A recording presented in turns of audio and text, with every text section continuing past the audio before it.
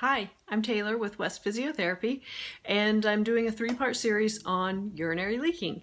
And the reason I chose to do this now is, we're cautiously starting to leave our homes again, to maybe travel a little bit, to do some hikes, and just cautiously getting out of the house a little bit more with some potential to do some things that keep us generally healthy and generally happy if we can do them safely. So, and I find that urinary leaking, or the fear or anxiety or concern that it might happen if we get a little too far away from the home or have to travel too far in the car, or there's not a bathroom available, is something that can keep us from doing those things that we enjoy doing and would really benefit from doing. So a lot of times this urinary leaking, I think it starts as something small, just kind of a nuisance. It's now and then, but not anything that's going to really interrupt our lives. And then if it goes kind of unchecked or untreated, then it starts to creep in. And a lot of times by the time I see women, they're at the point where they're feeling like, hey, I know summer's coming and I want to go on long hikes with my girlfriends, and I'm worried that I'm not going to be able to do it. Or I want to get in the car and travel 5 hours to visit family, and I don't feel like I can do it because I'm going to need to stop every 30 minutes at a bathroom, and that's not realistic. So it can be really helpful that to go ahead and start trying to improve these things so that they don't get to a point where basically you're not doing things that you really would like to be doing and you would really enjoy doing. So I'm going to break these talks into 3 different sections. I'm going to talk about different kinds of leaking. So stress incontinence, urge incontinence. Sometimes people have a little bit of both. And then I'm going to do the last talk on what is called nocturia, or having to wake up in the middle of the night to go to the bathroom frequently. So I'm going to start with a really common one, which is called stress incontinence. Symptoms of this are usually leaking urine when you're coughing, sneezing, jumping, running, higher impact activities, but sometimes some things as simple as getting up from a chair, bending over if your bladder's full, or lifting something can trigger these episodes of stress incontinence also. So what's happening in this type of leaking is basically pressure down on the bladder is greater than the forces that are holding the urine in. So a lot of people have heard of Kegels, and these are basically exercises for your pelvic floor. So I also find that women come to me, they may have this type of leaking, and they say, look, I've done the Kegels, I don't know what you're going to do for me, you're going to give me some other exercises, but I've tried it and it's not working. So I want to talk a little bit about what could be going on, why you might not have enough force to stop the leaking, and then why, if you've tried some Kegels, because you probably have if you're savvy and you've had some leaking, why they might not be working. Okay, and then I'll give you one activity that you can start with at home that's great for almost anybody. All right, so why might you not have enough force holding the leaking back when you need to? One reason could be that the muscles or even the connective tissue is weak. All right, why would it be weak? It could be weak because maybe you've suddenly increased your activity and demand on the muscle. So just like if I started lifting 25 pounds when I hadn't been doing any weights, that I might not be able to lift it. So that can be, you take up a new activity, you get a trampoline in the backyard, you didn't have one, you start jumping on it, suddenly the muscles are not strong enough to accommodate the new increased activity or increased demand on the muscle. There could have been some changes to the actual muscle tissue. This can happen when you have a baby. It can also happen, and not just with vaginal births, but just holding, carrying the baby, having a pregnancy can cause changes in the muscle and connective tissue and change its ability to kind of hold back or produce or generate force. And also, as we age and hormones change, then we can get changes in the muscles in that area that are responsible for maintaining continence. All right, so enter the Kegel. With these types of issues, a lot of times Kegel training is the direction that we might go to treat this problem. There are a lot of different ways to do it. So one thing that sometimes happens is, if you've tried it and it hasn't helped, is you haven't done it long enough. If we think about training muscle, it can take 6 weeks to get hypertrophy or building up or increasing muscle bulk. So that's a long time waiting to maybe see some changes. Although what I will say is, usually once we get people doing their exercises correctly, there's a lot of gains early on from just getting improved neuromuscular control and understanding of the problem. So a lot of times I see improvements in these symptoms before 6 weeks. All right, so you just might not have done them long enough, and also you just might not be doing them quite right. And that is not that uncommon, nothing to feel bad about. And if you think that might be what's going on, like, I don't really know if I'm getting it right, then send me a message and I'll get you some instructions of ways that you might be able to tell if you're figuring out how to do the Kegel correctly. Okay, so that's weakness. That might be one reason why you're not holding back and stopping the leaking. All right, but there are two other reasons why that leaking might be occurring, and they're not as easily helped with Kegels. So that could be another reason why you've tried that and it hasn't helped you. Okay, so reason number 2 is the best is that the muscle is actually working too hard and it's getting fatigued and overworked. So my best example of this is if you decided to walk around and hold a 15-pound weight in your arm all day long, okay? And then at the end of the day, your partner comes home and says, hey, I need some help bringing the groceries in. So you go put the weight down and you go to pick up a sack of groceries and you can't do it. You don't have any, you can't lift it up. So your partner might say, oh my gosh, you're so weak. Why can't you pick up the bag of groceries and help me? Well, it's not that the muscle is weak. It's that it's tired. It's been working all day long, walking around holding that weight, which frankly, it didn't need to be doing. And now when it's asked to do something really functional that would be helpful, it doesn't have anything left to give. So this can be what's happening basically with the pelvic floor. Pelvic floor is just the muscles down there that help maintain continence. They help allow for sex and reproduction. And they're also involved very significantly in our core musculature and stabilizing our pelvis and our back. So it really has 3 jobs. Well, why would it be tight when it doesn't need to be? Why would it be walking around holding onto a weight when no one asked it to?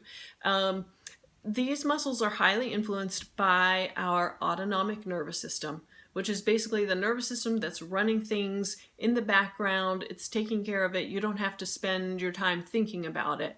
So those pelvic floor muscles are heavily influenced by that, which makes sense. You don't want to have to be walking around thinking, don't let the pee out, don't let the pee out. Okay, so it's kind of running a program in the background, and sometimes that program, it's just running a little bit more than it needs to be.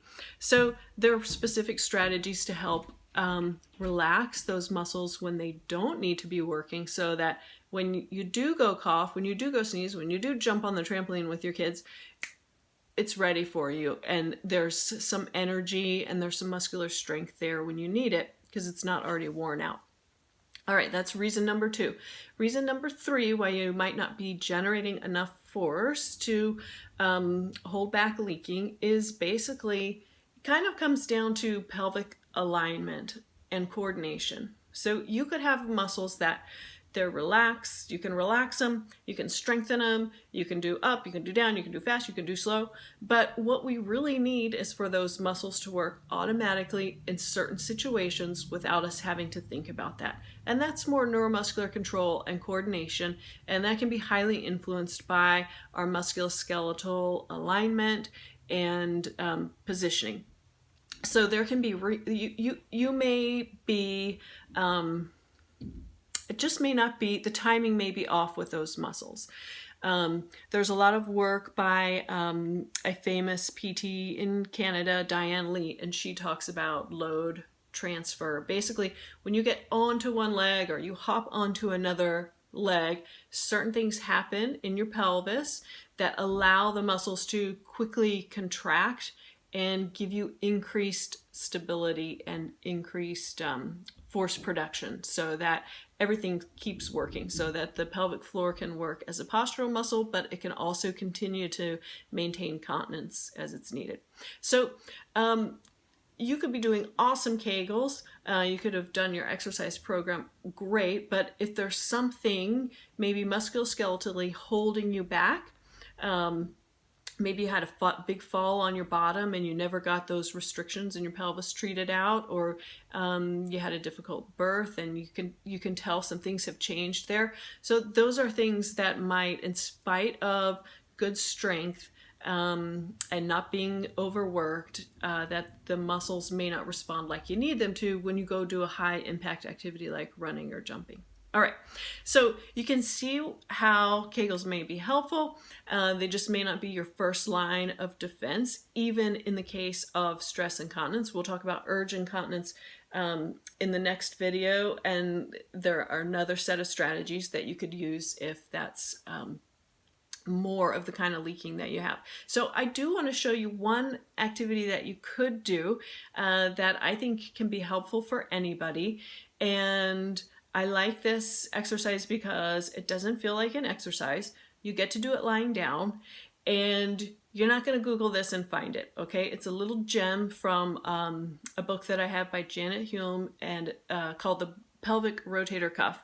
So this is like a meditation for your fascial slings. It includes the feet, the hips, breathing, all right? So the reason this is helpful is the pelvic floor does not work in isolation. It's part of your pelvis. Your pelvis is part of your abdominal cavity. That's helping stabilize your back.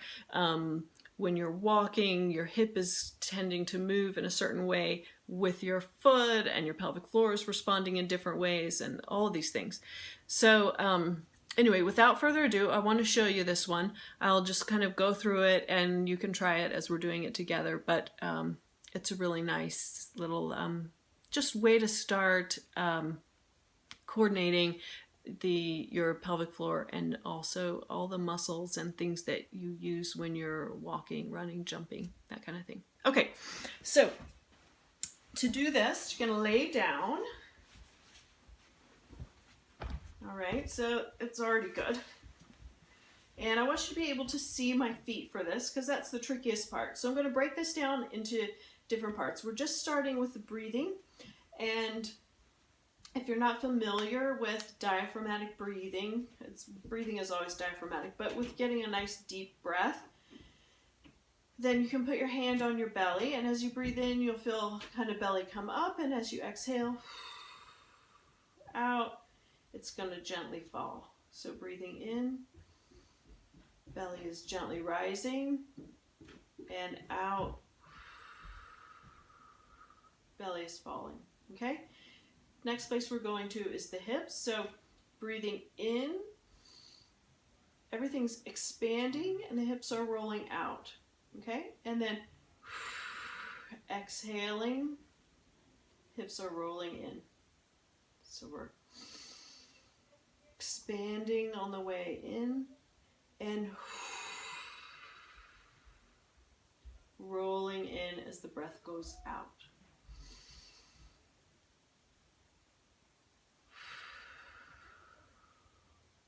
So you're going to get a few repetitions of that coordinated.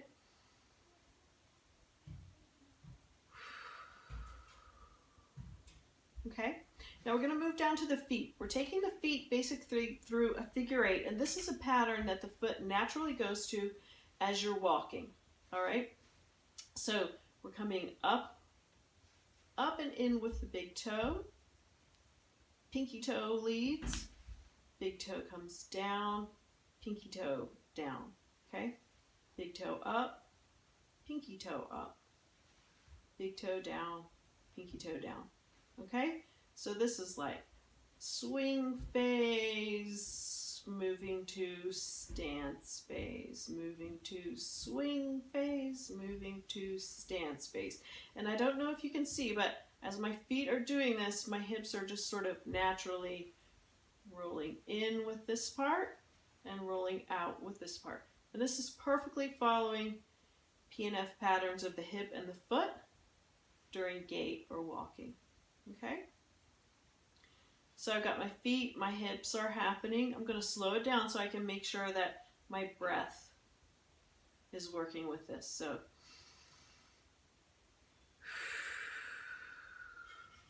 I'm breathing in here as everything comes up and out, and blowing out here as everything comes up and down. So I'm making these movements kind of big so that you can see them. But this might look a little more subtle for you. It might just look a little bit more like this.